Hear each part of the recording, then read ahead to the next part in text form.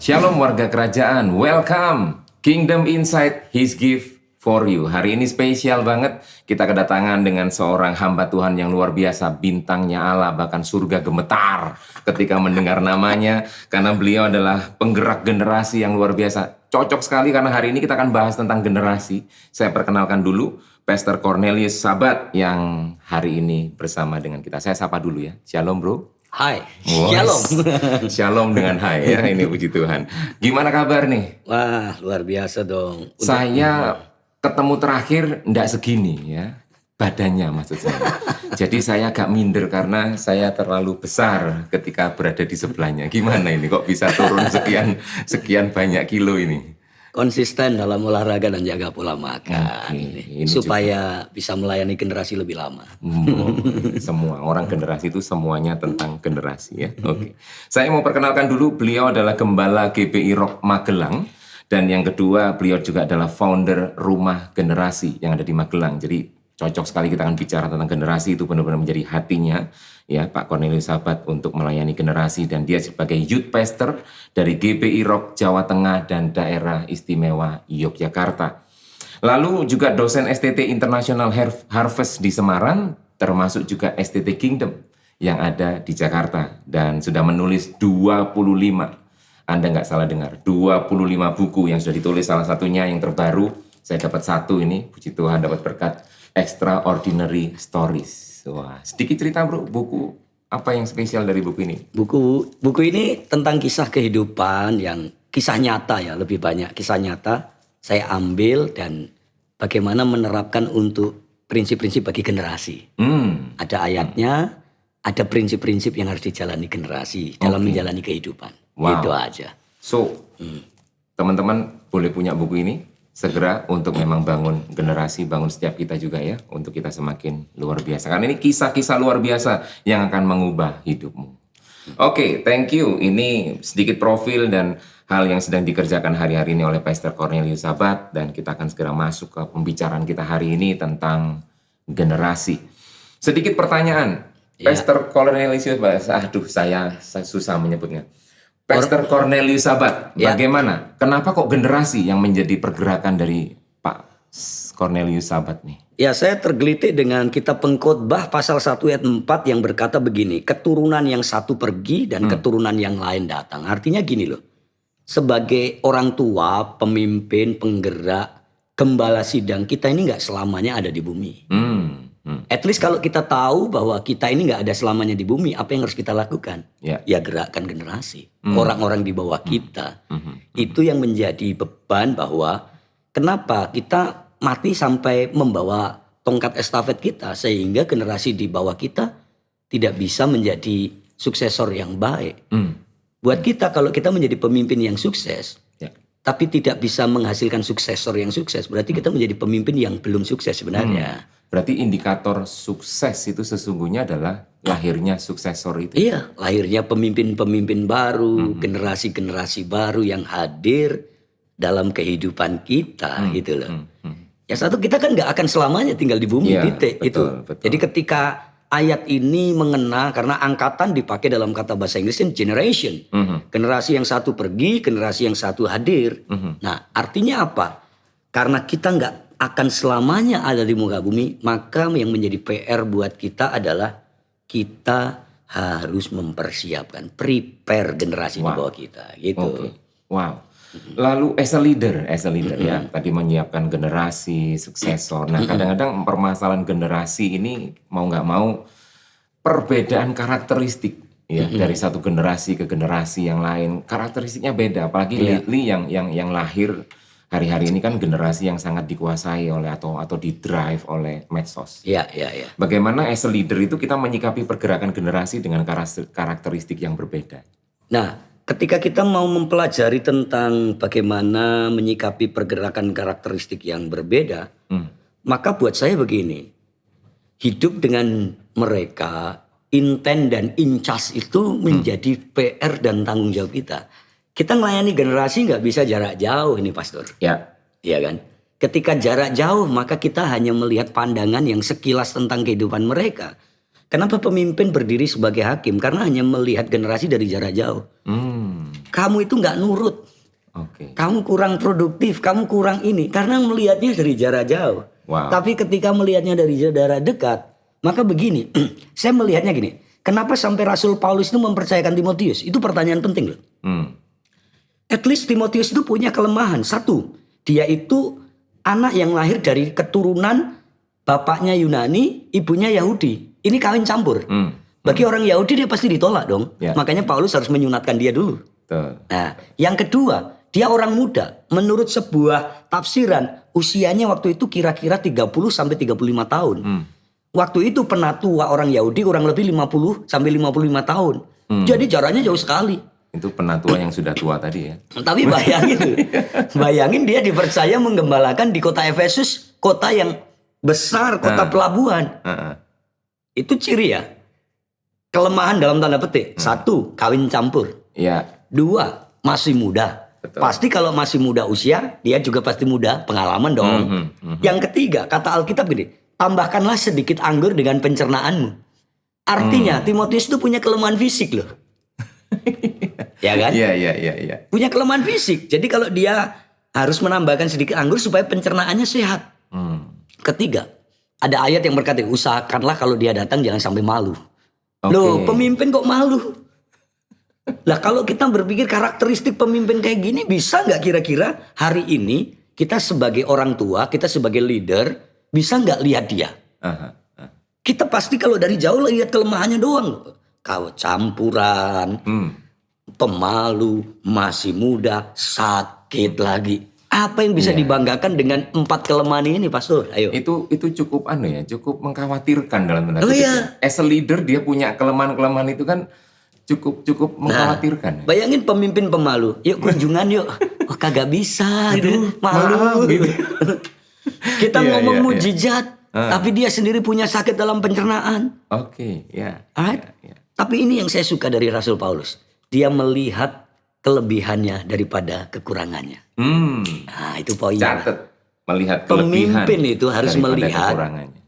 plusnya, kelebihannya daripada kekurangannya. Dan itu hanya bisa terjadi ketika kedekatan itu dibangun. Makanya, orang kalau naik gunung Ya. dari jarak jauh, cuman lihatnya view-nya bagus kan? Betul.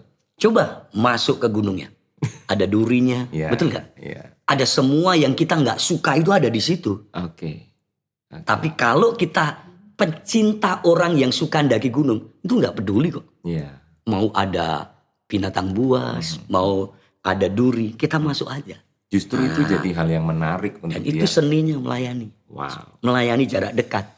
Wow. Ya, ini sekaligus menjawab pertanyaan saya selanjutnya. Sebenarnya saya mau tanya tentang gap generation ya. Artinya bahwa memang kedekatan ini yang harus dibangun sehingga tidak perlu ada gap. Ya, Dengan kedekatan itu maka leader bisa melihat sebenarnya generasi ini seperti apa yang dibutuhkan, bahkan termasuk kelebihan dan kekurangannya tadi.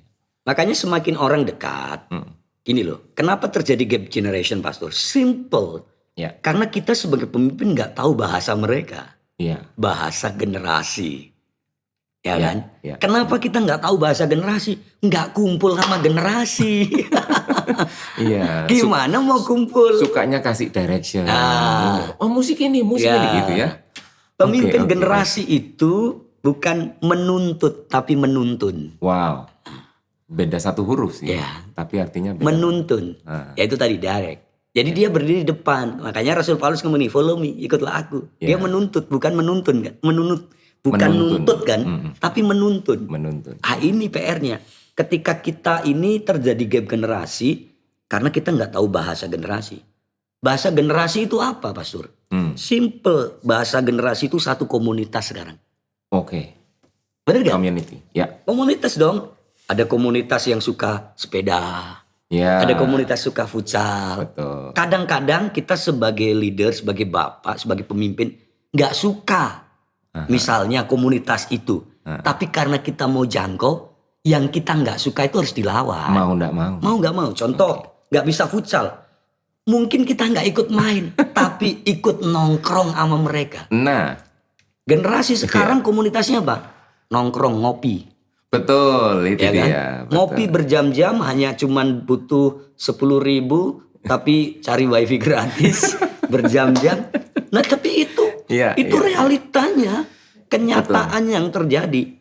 Jadi bahasa generasi apa Pastor? Community. Komunitas. Jadi kalau kamu mau jangkau mereka, masuk komunitasnya. Ya, ya, ya. Mau ndak mau, suka ndak suka, mesti masuk. Masuk. Kalau kamu dari jarak jauh, kita sebagai itu tadi, Ya. hanya sebagai pemantau, nggak bisa, Pak. Mhm, mhm. Bahasa generasi apa? Media sekarang yang kedua. Betul. Media sosial, deres banget. Iya. Kalau pemimpin anti media, gimana bisa menjangkau mereka? Kadang-kadang kita dikenal orang itu hanya lewat media loh. Iya, betul. At least kadang orang belum pernah ketemu kita. Oh kakak ya, Aha. aku ketemu loh kak. Nah saya punya kesaksian yang lucu Pastor. Satu kali itu saya diundang gereja, khotbah di satu gereja KKR Youth. Saya tanya sama yang undang saya, kamu tahu dari mana saya? Ah. Saya lihat IG Pastor. Loh itu loh. Lihat Iya, IG iya, iya. undang saya. Iya, iya, iya. Belum ketemu orang, Belum ketemu ketemu IG-nya orang, dulu. ketemu IG-nya. Nah sekarang kan gitu. Belum ketemu orangnya, ketemu YouTube-nya dulu. Mhm. Nah setelah dia ketemu IG saya, dia searching, diklik Cornelius Sabat di Google, keluar nama. Keluar. Wah. Di YouTube keluar nama. Nah itulah kekuatan media nggak bisa dibendung, Ya, ya kan? Ya, Bahkan kota bangsa pulau nggak bisa ngeblok gitu, nggak bisa jadi stronghold kan? sudah langsung mendunia ya istilahnya. Iya. Kalau udah media sosial Terkonek sudah. ya. Ya, ya, ya. Nah bahasa generasi apa? Community, Mhm. ya media. Media, Maka yang ketiga bahasa generasi apa? Fashion. fashion. Oh ya no. Oke. Zaman kita kecil bapak kita suka batik. Kenapa kita nggak suka batik? Zaman saya SD itu kenapa anak muda jarang pakai batik? Satu, karena batik pada zaman itu kuno. Warnanya itu warna yang gelap, Ya. coklat. Yang kedua, tidak pernah ada pada zaman generasi saya itu batik itu dijahit secara slim fit. Dan tabrakan warna. Slim fit, oke. Betul kan? Tabrakan warna itu Iya, nggak pernah. iya, betul, Tapi betul. sekarang lihat. Kenapa anak muda senang batik? Saya koleksi batiknya banyak sekali. Aha, aha. Kenapa? Karena fashionnya udah beda, batiknya itu udah beda. Batiknya sama, tapi dijahit dengan cara berbeda. Batik yang relevan dengan generasi Ya, ya. dan dijahit dengan model yang berbeda. Ya, Nah, ya, ya. jadi ngikutilah, up to lah, yaitu relevan tadi. Nah itu fashion. Jadi kita nggak mungkin dong melayani generasi pakai apa? Pakai baju. Saya pernah lihat ada orang itu ibadah youth. Dia udah pakai celana kain yang agak gombrong, pakai batik yang agak gombrong juga. Saya bilang gini, lo saltum tuh. Kalau kita udah saltum jadi apa? Salting. Oke. Salah betul. tingkah. Sudah saltum, salting jadi apa? Salah kaprah. Pasti khotbah kita keliru karena apa? Nggak diterima. Betul, betul, Jadi salah satu penerimaan generasi apa? Fashion kita Pak. betul. Penampilan ya. Cocok. Hmm. Bisa masuk nih. Hmm. Kita datang ke dia cuman pakai kaos oblong, pakai topi, celana jeans yang agak semi sobek, mungkin nggak sobek banget. Hmm. Generasi udah bilang gini, bisa masuk nih. Oke. Sekalipun usia kita, ya walaupun kita nggak boleh kebablasan juga artinya. Tetap ada batasan ya. Tapi kita tidak boleh juga ngeblok. Betul. Kita nggak boleh ada stronghold gitu loh. Betul, betul. Kalau mau jangkau mereka, tapi kalau mau arah dari jauh ya terserah. Beda lagi. Ya, gitu loh. Generasi butuh pemimpin yang mau memberi diri untuk dekat sama mereka. Iya. Untuk membuka diri, pemimpin menerima mereka, bahkan membuat mereka menerima kita Iya, dengan betul, penyesuaian betul. kita. Iya. Fashion ya, saya sedikit grab tadi dengan Iya. apa yang disampaikan, komunitas masuk di situ. Mau nggak mau, suka nggak suka, mesti masuk. Iya. Lalu media kita pakai Iya. dan fashion penampilan. Mau nggak mau memang harus relevan dengan Iya. mereka sehingga mereka ngerasa nyaman. Iya. Karena memang mungkin generasi juga salah satu hal yang ada generasi sekarang adalah mereka kurang bisa menerima sesuatu hal yang mereka nggak suka. Betul. Betul, Ngeblok sudah. Mereka sudah langsung Blok. ngeblok, tutup untuk kamu mau ngomong apa aja enggak deh, Iya. enggak deh karena udah beda. Iya. Ngerasa udah gitu ya. Simpelnya gini loh. Ketika kamu udah ditolak, kamu mau ngomong apa aja udah nggak bisa diterima sama mereka. Ya. Contoh ketika kita bicara tentang media, kita attack nih, serang dia balik. Dia nggak akan terima kita dong. Ya, ya, ya. Soal fashion, kita attack terus nih. Oh, nggak boleh gini-gini, ke gereja nggak boleh dong pakai celana jeans. Ada loh pendeta kayak gitu. Attack. Ya, Udah saya bilang gini, satu kali ada satu mahasiswa saya mau rintis gereja di Jogja. Gembala seniornya ngomong gini, kamu nggak boleh pakai celana jin loh. Saya bilang begini, saya melayani di Jogja 9 tahun. Saya bilang begini, kalau kamu celana jin aja nggak mau pakai, jangan harap itu mahasiswa datang ke gereja kamu. Loh, kita nggak batasi kuasa Tuhan, tapi kalau kita nggak bisa upgrade diri, kita nggak bisa berkomunikasi mereka lewat fashion yang menjadi budaya mereka, bagaimana mereka bisa tertarik dengan kita? Ya. Ya kan, Paulus itu kan ngomong gini, aku ke orang Yahudi sama seperti orang Ya. Yahudi. Yesus pun harus menjadi seorang manusia untuk menjangkau manusia kan. Betul. Gitu. Sehingga manusia bisa welcome. Betul. Nah, Siapapun mereka bisa welcome dengan keberadaan kita. Cuman memang tetap ada batasan yang kita tahu betul. Itu tidak sampai bablas yang akhirnya membuat kita malah salah kaprah. iya betul. Oke. Wow, ini hal yang luar biasa. Saya percaya ini jadi bekal kita para generasi leader yang menjangkau generasi miliki atau mesti tahu bahasa generasi ya, komunitas, media, dan fashion. Oke, ada beberapa ayat yang mungkin bisa di-sharekan tentang hati untuk generasi. Iya. Pastor. Hati untuk generasi saya mulai dari Hakim-Hakim pasal 2 ayat 10 dengan firman Allah yang hidup, dia berkata begini. Tetapi generasi itu akhirnya habis. Generasi yang berikutnya tidak menyembah Tuhan sebagai Allah mereka dan tidak mempedulikan segala mujizat yang telah dilakukan bagi bangsa Israel. Nah, konsen Tuhan itu di akhir zaman itu dua. Yang pertama adalah worship restoration. Yang Alkitab mencatat begini, aku akan memulihkan pondok Daud yang sudah roboh. Nah, itu worship, ya kan? Yang kedua, generation restoration. Maka ditutup dengan sebuah kalimat yang menarik dalam kitab Maleaki, membalikkan hati Bapa kepada anak. Itu generation restoration, pemulihan generasi. Jadi ketika Bapak itu, kenapa harus Bapak dulu? Biasanya kalau dunia kita ini, dunia ketimuran kita kan yang harus minta maaf yang muda dulu dan Pastor. Iya.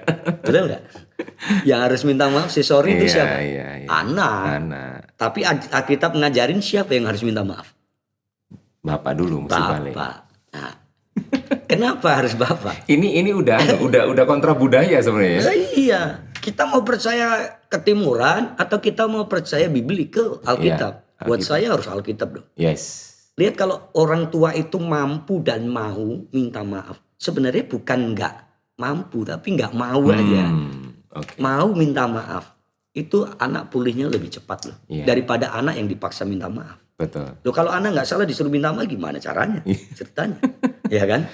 Nah, ini yang di konsen Tuhan di akhir zaman bukan hanya worship tapi generation. Betul. Nah, pada akhirnya hakim-hakim ini ditulis bahwa generasi yang pertama habis dan generasi kedua itu nggak kenal Tuhan loh. Lucu ya. Ini setelah Yusuf mati loh. Iya.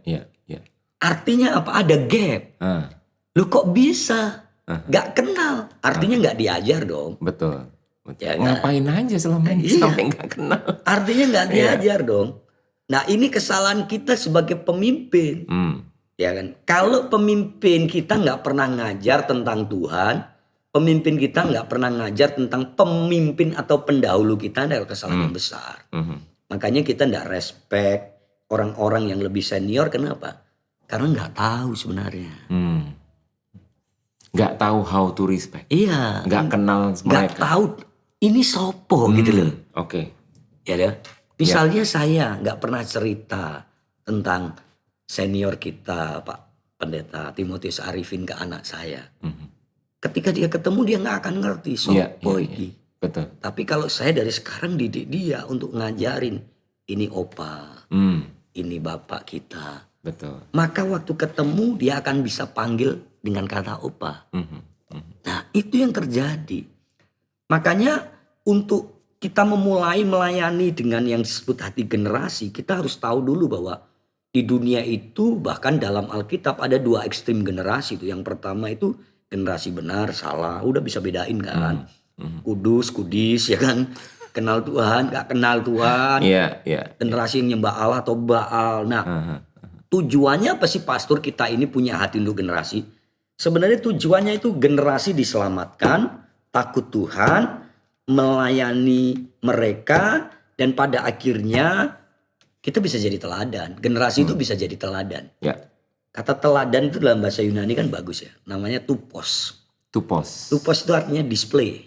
Oh, Jadi kalau kita ke toko, kita lihat Display. baju, kita ini tertarik untuk beli karena lihat display. ya. Nah sebenarnya kata teladan itu artinya display. Artinya suka nggak suka lo itu harus jadi display. Displaynya siapa? Yaitu tadi nama gereja kita. Representative of Christ Kingdom. Christ Kingdom.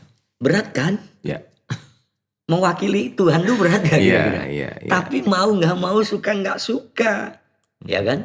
Generasi ini nah makanya kita harus mulai nih kalau kita pengen melayani generasi, punya hati generasi, kita mulai dari yang namanya, yuk kita redefinisi ulang dong pelayanan generasi kita. Oke, tahan dulu sebentar. Ya. Sebelum masuk redefinisi generasi, berarti begini, titik berat tanggung jawab Iya. untuk generasi ini lebih kepada bapak-bapaknya ya. Karena kan tadi bapak-bapaknya yang mesti yang memulai untuk akhirnya membuat pemulihan anak ini terjadi. True itu, benar. Benar ya? Karena apa? Bapak pernah ada di posisi anak dan anak belum pernah ada di posisi bapak. Oke. Iya kan? So selama bapak ini merasa diri begini, oh, aku kan bapak, saya cuma kasih ambil contoh aja misalnya bapak dengan anak. Ada masalah gitu ya. Terus anak ngerasa karena nggak pernah diajarin gimana caranya sama bapak, nggak pernah diajarin, dia nggak tahu. Iya. Sementara bapaknya, aku ini bapakmu, mestinya kamu datang. Semakin itu dipertahankan, nggak Gengsi akan toh? ada, Ya, nggak nggak ada ada. pemulihan. Makanya dalam kehidupan generasi itu harus ketemu minimal 4 bapak kan. 4 bapak. Ya, yang pertama bapak jasmani. Ya. Bapak jasmani. Kadang-kadang ada tapi tiada. Artinya ada orang itu punya bapak jasmani tapi fungsinya nggak ada. Fungsinya nggak ada. Ada. Ini berarti antara ada Ada dan tiada ya. ya. Artinya kita saya ketemu generasi tuh bapaknya hidup tapi nggak fungsi. Oke. Nggak bisa jadi teladan. Ya. Nggak bertanggung jawab. Itu Ya. kan ada tapi tiada. Fungsinya nggak ada. Oke. Yang kedua, kalaupun pada akhirnya bapak jasmani kita ini nggak punya fungsi, maka ketemulah yang kedua namanya bapak rohani. Bapak rohani. Oke. Tapi kadang-kadang ketemu bapak rohani malah terluka ya. Nah itu kan repot ya. Harus disembuhkan. Iya. Makanya bapak rohani itu harus jadi panutan. Panutan. Iya dong. Ya. Minimal kalau dia nggak bisa beri apa-apa, berilah teladan. Teladan. Display. Iya. Ya. Yang ketiga kita ini harus punya bapak namanya bapak organisasi. Oke. Kenapa banyak generasi nggak tertanam? Ya lompat sana lompat sini gerejanya, Setuju. komunitasnya ke sana ke sini. Ini bapak ketiga ini jujur personally ini hal yang baru ya. Iya. Mungkin buat semua yang melihat tayangan ini juga ada bapak ketiga, bapak organisasi. Ini yang membuat generasi tertanam mesti Iya, punya bapak betul. organisasi. So simply kadang-kadang gini loh, kita punya bapak rohani tapi nggak punya bapak organisasi. Bapak rohaninya mungkin bukan orang yang terlibat dalam pelayanan gereja lokal. Ya. Dan itu kan jadi repot. Ketika dia di gereja ditegur, dia lebih percaya dan dengerin bapak yang tidak memahami esensi dalam komunitas tadi. Ya. Jadi apa yang terjadi itu persoalan. Memang tidak selamanya juga bapak rohani kita adalah gembala sidang kita. Betul. Artinya bapak rohani nggak selalu merangkap sebagai bapak organisasi gitu loh. Tapi ini yang selalu saya sampaikan bahwa kita tidak boleh cuma ketemu 3 bapak, Pak. Oke. Pastor. Karena kadang gini, orang kalau ketemu bapak rohani tidak pernah ada dan tertanam di gereja lokal yaitu bapak organisasi tadi merasa gini loh, aku udah punya bapak rohani kok. Ya. Ya kan? Yang keempat nih penting, bapak surgawi. Ya udah pasti kan. Oke. Nah tapi masalahnya gini, aku langsung ke Tuhan nih. Nggak pernah mau dibapaki secara organisasi. Ini yang repot. Tuhan bicara. Nah itu yang repot kan. Tuhan bicara, saya selalu bilang begini. Iya. Kamu kalau mau menghargai yang nggak kelihatan, dimulai dari menghargai yang kelihatan. Kelihatan dulu.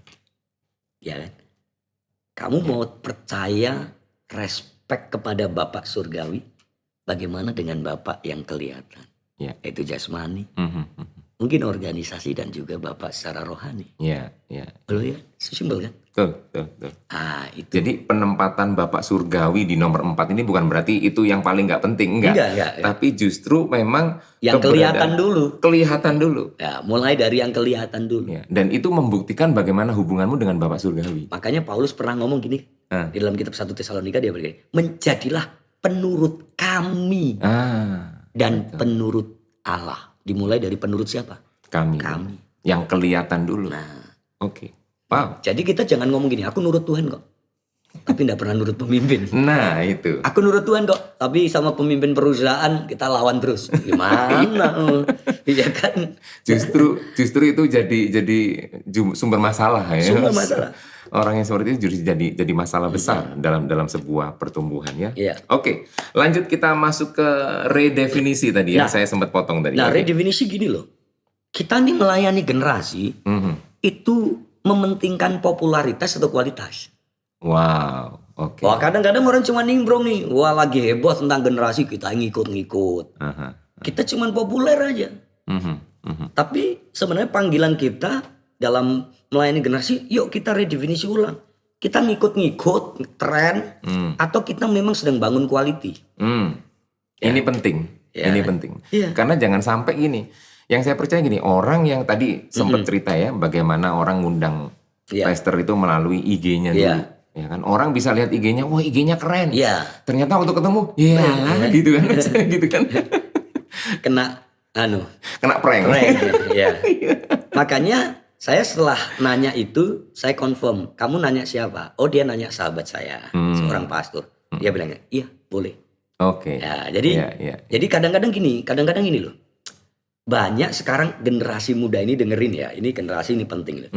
Terlalu ngefan pendeta di YouTube, tapi nggak tahu hidup, Wow. nggak tahu hidup. Yang penting YouTube. Betul. Wah, subscribernya berapa ribu, Iya. Viewernya viewernya berapa? luar biasa. Iya. Tapi saya mau bilang begini, lo harus lebih percaya dong sama pendeta yang setiap hari sama kamu, kakak rohanimu, Ya. ya kan? Ya. Adik saya pernah cerita gini, satu kali dia ngundang AKR nih, retreat lah, pendeta yang cukup terkenal. Dan ketika itu dia kagum banget nih sama pendeta ini. Waktu ketemu langsung ilfil pastor. Ilfilnya di mana? Di meja makan. Wow. itu ironis sekali ya. Ironi. Dia bilang gini, Mas, aku ilfil akhirnya. Next time kalau aku nggak mau undang lagi. Kenapa? Iya. Karena pada akhirnya yang di YouTube, kehidupan yang khotbahnya di YouTube tuh nggak sesuai. Nggak mendarat itu. Makanya mesti perhatiin popularitas itu karena kualitas. Iya. Yang kedua, esensi atau sensasi. Ya. Melayani generasi gak cari sensasi, keliru kamu. Iya. Kamu cari keuntungan melayani generasi, keliru kamu. Iya. Ya bisa. Melayani generasi bukan mencari keuntungan sendiri, tapi memberi diri. Ya. Oke. Di rumah saya ada beberapa anak yang barusan dikirim Tuhan itu 3 dari Mentawai. Ya, yang sekarang masih sekolah SMA. Sekolah kita sekolahkan dia di Kota Magelang. Oke. Jadi at least beberapa anak yang tinggal bersama saya itu ada orang Sumba, ya, ada orang Mentawai, ada beberapa anak lah dari at least sekarang yang tinggal di rumah 7 anak. Dulu sudah sampai 15 sampai 20. Dan itu nggak gampang, Pastor. Yeah. Kalau kita cuma mencari keuntungan diri nggak bisa, mereka nggak punya apa-apa. Tapi buat saya sedang menginvestasi untuk sesuatu hal yang terbaik di masa depan. Minimal gini loh, kalau saya ini udah nggak ada, orang itu melihat ini Bapak generasi bener nih. Nggak cuman kaleng-kaleng, nggak teori gitu. Karena banyak orang tuh ngomongin generasi keren banget. Tapi hidup nggak sih sama dia? Iya, betul. Wong rumahnya mau didatangi anak youthnya aja. Jangan. Kamu ngomong generasi lagi. Iya. Waktu kamu melayani generasi itu bukan hanya buka hati, Pak Sur. Iya. Kata Martin Luther, buka dompet. Buka kulkas. Iya. Buka ini loh, tutup meja makanmu loh. Nah. Kalau mereka datang, Dep, masak apa, mau masak apa, Iya. just makan aja. Iya. Itu loh. Karena memberi diri, tidak cari keuntungan. Apa sih yang dicari? Untuk generasi. Saya cuma tanya gini, apa yang dicari generasi? Saya jawabnya dengan jujur, potensi. Wow. Iya. Potensi. Iya. Kamu nyari duit nggak dapet, Bro. Kamu salah kalau mau melayani generasi mau cari duit, nggak ada. Betul. Ya kan? Jadi ini pesan untuk leader atau pemimpin yang apa sih yang kita bisa cari dari anak muda adalah potensi. Ya. yang itu ketika di dalam tanda kutip ya digarap secara lebih sungguh-sungguh itu akan boom. Iya, benar. Ya. Kamu sedang investasi untuk masa depan. Kamu jangan lihat sekarang. Ya. Lihat 10 tahun lagi, Hmm. 5 tahun lagi, mereka akan jadi orang yang luar biasa. Bahkan mungkin better lah, lebih baik dari kita. Oke. Gimana sih definisi yang berikutnya? Pelayanan generasi itu seperti John Pembaptis, siapin jalan. Hmm. Jadi kita ini siapin jalan buat mereka itu lah. Hmm. Kamu nggak punya pendidikan yang baik, kita siapin dong. Kamu karaktermu bad banget. Yuk kita siapin, kita kasih teladan. Proses. Yohanes Pembaptis kan berdiri di paling depan kan, Ya. sebelum Yesus hadir kan. Betul. Nah itu pelayanan generasi sebenarnya jadi seperti John Pembaptis itu. Wow. Dia berjalan sebelum generasi kita ada. Jadi gini loh, mempermudah bagian-bagian tertentu. Tidak semua, karena setiap generasi harus punya prosesnya. Ya. Tapi bagian-bagian tertentu kita permudah mereka bisa jalan. Ada di situ. Jadi bukan tentang John Baptisnya, tapi tentang Yesusnya yang mau. Betul kan? Yesusnya. Kita kan fokusnya kepada apa yang dilakukan Yohanes Pembaptis, itu membaptis. Tapi dia kan membuka jalan. Betul. Nah membuka jalan itu siapa? Generasi dulunya. Yesus juga membuka jalan itu siapa? Murid-muridnya. Yes. Nah gitu loh. Yes. Murid-muridnya membuka jalan siapa? Ya kan Yohanes kan punya murid Polikarpus. Betul. Bapak-bapak gereja. Betul. Nah kita membuka jalan buat siapa? Generasi di bawah kita bos. Wow. Jadi kalau ada orang yang buka pelayanan untuk dirinya sendiri cari keuntungan, itu bukan cara Yesus ya. Nah itu seperti Matius pasal 23 ayat 13. Ahli Taurat orang Farisi. Celaka lah. Berdiri di pintu. Orang mau masuk kagak boleh. Dia juga gak mau masuk. Oke. Ya kan? Orang mau maju kagak boleh. Dia juga gak mau maju. Nah kita ketemu pemimpin yang agak konyol model kayak ahli Taurat orang Farisi. Iya. Tahu kebenaran tapi gak melakukan kebenaran. Hidupnya hanya penuh pembenaran. Oke. Ini loh, ini pintu. Dia berdiri. Orang mau masuk, dia bilang sorry lu gak boleh masuk. Tapi dia juga gak mau masuk. Konyol gak pemimpin kayak gitu? Generasi di bawah mau maju gak boleh. Tapi dia juga Gak mau maju. Ada gak pemimpin gitu? Yuk kita bikin program yang bagus untuk gereja ini. Oh gak. Gak usah aneh-aneh. Ya, itu kalimat yang sering. Ngene lah gitu ya. Wait mbiyen ngene. Dari dulu kita gini gak aneh-aneh. Sudah ini udah bagus ini sudah gitu ya. Oke. Kan? Wow. Mendampingi bukan memerintah. Redefinisi pelayanan generasi. Bekerja sama-sama bekerja. Loh ya itu dong. Jangan kekang, bergaul tapi tidak tersesat. Ya. Oh iya dong. Bergaul. Ya. Justru mengarahkan yang sesungguhnya kan waktu memang kita ikut bersama-sama mereka. Betul. Kita tahu kan hidup. Itu istilah bahasa Inggrisnya suka sekali pastor. Ada kata bonding. Bonding. Nah, kalau kita bisa tahu kenapa? Karena kita bonding. Iya. Kenapa kita nggak tahu? Kita bisa tahu mungkin dengan baca buku. Ya kan? Kita bisa paham baca buku. Tapi kita nggak bisa hidup dengan baca buku. Yes. Karena bonding itu kita tahu dari dalam-dalamannya. Itu loh. Pastor baca buku saya nggak ada. Baca di rumah saya nggak akan ada di rumah. Betul. Tapi waktu kita melayani generasi, kita baca buku tentang generasi beda. Saya juga menulis buku Jangan Membunuh Generasi kan. Wow. Waktu orang, semua mahasiswa saya di STT Kingdom tuh kalau tugasnya saya kan ngajar Kingdom Generation. Review booknya ya Jangan Membunuh Generasi. Wow. Sekalian promosi kan. Iya. Ya kan. Jangan bunuh generasi. Itu penting banget. Wah itu keren itu buku itu one day lah kita bedah itu. Wow. Karena banyak pemimpin yang kill. Bunuh generasi di bawahnya. Dan itu pemimpin yang kill itu nggak sadar. Kebanyakan begitu ya? Kebanyakan nggak sadar tapi banyak juga yang sadar. Karena takut tersaingi, insecure, ya kan. Pemimpin yang membunuh generasi di bawahnya itu kan insecure biasanya. Insecure, betul. Dia nggak aman. Ini kok lebih keren ya? Bahaya nih, ancaman. Iya, ancaman. Nah, saya jadi ingat Saul ya. Iya, itu Daud yang dilakukan Saul. Wah, gitu Anda langsung, pikir dimulai dari siapa? Kain dong. Oh iya, mundur lagi lebih jauh Kain ya. Iya dong, Kain dong. Iya. Kain kill adiknya. Betul. Iya, dia nggak terima. Ya. Herodes. Iya, cari bayi. Iya, semua Semua bayi dibunuh Nah, justru. itu yang terjadi. Wow. Alkitab banyak, itu datanya saya ambil dari Alkitab. Mhm. Banyak pembunuh generasi loh Wow. pada zamannya. Oke. Mazmur 119 Iya. ayat yang ke-9. Mazmur pasal 119 ya. Oke, kita baca dulu Ya. sebentar. Oke, saya bacakan ya. Mazmur 119 ayat yang ke-9. Firman Tuhan berkata, dengan apakah seorang muda mempertahankan kelakuannya bersih dengan menjaganya sesuai dengan Ya. firman-Mu.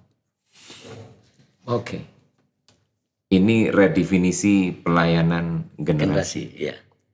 Dengan apakah seorang muda mempertahankan kelakuannya bersih, menjaganya sesuai firman, dengan mendampingi, bukan memerintah, bekerja sama, Ya. sama-sama bekerja, jangan kekang bergaul, Ya. tidak sampai tersesatnya itu. Membuat kita bisa melakukan fungsi kita, Ya. peran kita, untuk membawa generasi bersih Ya. kelakuannya. Tuh. Wow, saya percaya ini jadi berkat buat kita semuanya. Tapi ada satu hal yang lebih penting, ya, lebih penting lagi, lebih dalam, kita mau bicara tentang regenerasi pemimpin generasi. Iya. Nah, ini dia. Kita mulai dari prepare your way and the way. Artinya prepare jalan kita. Jadi kalau kita mau meregenerasi mereka, kita ini udah siap belum? Kalau dia lebih baik dari kita. Ya, ya. Ya kan kita harus siapin jalan kita dong. Betul. Bukan hanya siapin jalan untuk generasi di bawah, tapi kita siap nggak? Karena pada dasarnya di Indonesia itu kalau orang itu pensiun, dia ngalami sindrom apa itu namanya? Power syndrome. Post power syndrome. Nah, post power syndrome. Udah sakit, stres. Ya, Nah, kira-kira kita bisa nggak? betul. Ya kan, ketika kita regenerasi itu kan kita harus siapin jalan kita juga. Legowo nggak bahasa Jawanya itu? Nah, Legowo. Karena kita ini kadang-kadang gini loh Pastor. Lepas kepalanya, ekornya Pegangi. Jadi kenapa kita jadi pemimpin yang akhirnya terluka? Anda pikir kalau kita pegang ular, ininya apanya bukan kepalanya yang kita pegang tapi ekornya. Dia bisa telan kita dong. Itu yang terjadi. Ya, ya, ya. Waktu kita mau regenerasi mereka, kita siap nggak terluka? Wow. Kita siap nggak sakit? Ya, ya. Kita siap nggak legowo? Kita siap nggak bahkan dia akan lebih terkenal Itu dia. Wow. dari kita? Justru seharusnya bapak itu bangga ya ketika anak-anaknya jauh lebih hebat dari dia. Nalurinya harus seperti itu dong. Kita kalau bapak jasmani kan nggak mungkin dong. Anak kita bilang gini, lu nggak boleh lebih pintar dari gua lo ya. Betul. Betul. Itu kan bapak yang error dong. Iya, kurang sehat kayaknya. Iya, itu perlu dimenur ya kalau Dede. Iya kan? Iya kalau di Iya. Surabaya ada di menur ya. Ada di menur, betul, betul. Apa itu menur? Googling sendiri ya. Iya. Kita punya anak kan gini, kamu harus lebih baik dari bapak. Naluri. Ya, ya, ya. Tapi tidak banyak pemimpin gereja ngomong kamu harus lebih baik dari saya. Yes. Baik, hati-hati loh. Ingat, jangan bunuh generasi. Oke, prepare your way and the way. Jadi pemimpin yang aman berikutnya. Aman. Ya. Tanda pemimpin aman tuh tidak takut memberi kesempatan dan bangga jika orang di bawahnya itu maju dan berkembang. Itu dia. Iya dong. Wow. Aman tuh ya. Ya, ya, ya. Dia kasih applause anaknya. Betul, betul. Kamu keren. Dia kasih jalan anaknya. Sering nggak kita kasih jalan? Saya itu kasih anak-anak saya khotbah di ibadah raya usia mereka rate-nya 25-26 tahun dan saya aman. Pernah saya utus mereka untuk khotbah di 500 jemaat, anak muda semua. Saya utus anak-anak saya dan saya enggak terganggu tuh. Saya bilang gini, silahkan Ya, kamu jalan. ya. Wow. Saya kasih rekomendasi. Itu jalan nih, John Pembaptis tadi. Betul, Dan mereka nggak bisa dong. Kita sebagai anak harus berjuang dan orang tua kita diem aja. betul, betul. Anda punya anak kan, pastor punya anak, sekolahin diarahin, Betul, diantar. betul. Tapi udah dewasa dilepas. Ya. Gitu. Jadi bapak itu yang promote Iya. anak-anaknya. Go ahead, jalan gitu ya. Oke, wow. butuh secure untuk seorang pemimpin, dia bisa rilis anak-anaknya, bahkan nggak cuma rilis, nggak cuma melepas, tapi justru bangga ketika anak-anaknya itu lebih maju, lebih luar biasa, lebih dipakai Tuhan. Iya. Ya, personally saya sendiri kalau doain anak-anak saya selalu seperti itu. Tuhan pakai mereka lebih dahsyat ya dari kami orang tuanya. Ya itu doa setiap orang tua pasti. Itu doa orang. Dan itu orang tua yang sehat. Berarti nggak perlu ke menur ya. Iya. Karena kalau kita melihat sedikit ke Alkitab sejarah ya di belakang, Musa itu nggak masuk Kanaan ya. Iya. Justru yang bawa masuk ke Kanaan itu adalah Yosua. Bukan Brigadir Joshua ya, Joshua-nya. Yosua yang bawa masuk, dan itu memang sebuah perjalanan yang mungkin kalau orang tahu ceritanya, aduh Musa kayaknya kasihan ya, dia yang bawa keluar dari Mesir, Yosua yang masuk ke Kanaan, tapi ya itu Alkitab yang tulis ya. Dan Bapak harus legowo. Betul. Kalau anaknya lebih sukses. Betul. Tadi juga Yesus ke murid-muridnya. Iya. Murid-muridnya dipakai, bahkan Petrus sekali berkhotbah 3.000 orang. Betul. Iya. Wow, itu hal-hal yang para pemimpin mesti lihat itu, dan saya percaya ketika itu dilakukan dengan segenap hati, dengan legowo, something yang boom sedang terjadi. Karena kalau kita bicara generasi, dampaknya belum sekarang. Betul sekarang. 10 tahun lagi. Betul. Boom. Ya, kita mau bangun gereja kita, gereja panti jompo atau gereja panti asuhan. Pilihannya ada di tangan kita. Iya. Oke, wow, saya percaya ini obrolan yang membawa kita akan melihat generasi dengan sudut pandang yang berbeda, dan membawa kita melihat mereka sebagai timbunan potensi yang perlu kita dalam tanda kutip kita kelola, nggak cuma kita kelola, kita fasilitasi, dibukain jalan untuk mereka akhirnya bisa boom, lakukan sesuatu yang besar, lebih besar dari apa yang kita lakukan sebelumnya ya. Dan kita berdoa melalui tayangan ini, melalui podcast ini, ada banyak pemimpin diberkati, generasi dibangun. Amin. Mungkin satu kata atau satu kalimat penutup dari Pastor untuk generasi. Saya tutup dengan sebuah kalimat gini loh. Di dalam Injil Matius 11 ayat 29-30 itu kan pikulah kuk yang kupasang. Ya kan? Nah, dalam budaya Yahudi itu kalau memasang kuk itu pastor, itu tuh lembu senior dan lembu junior harus dipasangkan kuknya. Jadi dua-duanya enggak boleh senior-senior. Tapi ada lembu yang lebih muda dan lembu yang lebih berpengalaman. Nah, waktu kuk itu dipasang, at least dia akan miring. Karena belum seimbang. Karena ada lembu yang lebih muda. Dan tanggung jawab yang senior itu tidak seenaknya sendiri. Dia harus belajar seirama. Mengimbangi yang muda mungkin belum kuat. Belum secepat yang senior. Jadi kita ini nggak apple to apple, kadang-kadang membandingkan. Kamu kok khotbahnya jelek sih, pelayanan. Karena kamu bandingkan ketika kita sudah 20 tahun melayani, dia baru kemarin sore melayani. Ya kan? Itu nggak apple to apple. Kalau mau apple to apple itu simple. Waktu saya pertama kali melayani dan anak rohani saya pertama kali melayani, bandingkanlah. Itu baru pemimpin yang kini. Betul. Jadi kuk tadi senior dan junior bareng-bareng, dan kuknya ditaruh di atasnya. Mereka beriringan. Ingat ya, generasi muda itu penuh dengan mutiara. Gali terus. Sampai satu kali Anda menemukan harta karun itu, maka Anda akan puas. Wah, keren. Keren. Jangan berhenti melayani generasi. Amin. Saya berdoa ini membakar semangat kita semua untuk semakin melayani generasi lebih sungguh lagi. Oke. Pastor, berdoa untuk setiap kita, untuk melayani generasi, buat para pemimpin, bahkan generasi, untuk Rock Surabaya, bahkan Rock internasional. Silakan, Pastor. Oke, mari kita berdoa. Bapak, kami bersyukur.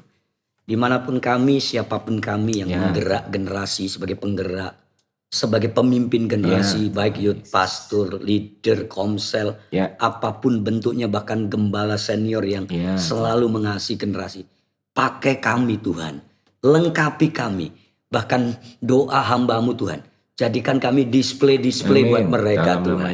Dan saya percaya Rock Ministry akan dibangkitkan dalam pelayanan generasi, baik di Surabaya, di kota-kota lain maupun di bangsa-bangsa. Sehingga gereja kami adalah gereja yang bergerak dalam dimensi pelayanan generasi. Kami bersyukur supaya acara ini menjadi berkat. Demi nama Yesus. Haleluya. Amin. Pastor, thank you banget waktunya, kesempatannya juga. God bless. Wow, ketemu lagi lain kesempatan ya. Maju untuk generasi. Warga kerajaan, saya percaya ini boleh menjadi berkat buat kita semuanya. Ketemu lagi di kesempatan yang lain. Podcast Rock Surabaya, Kingdom Insight, His gift for you.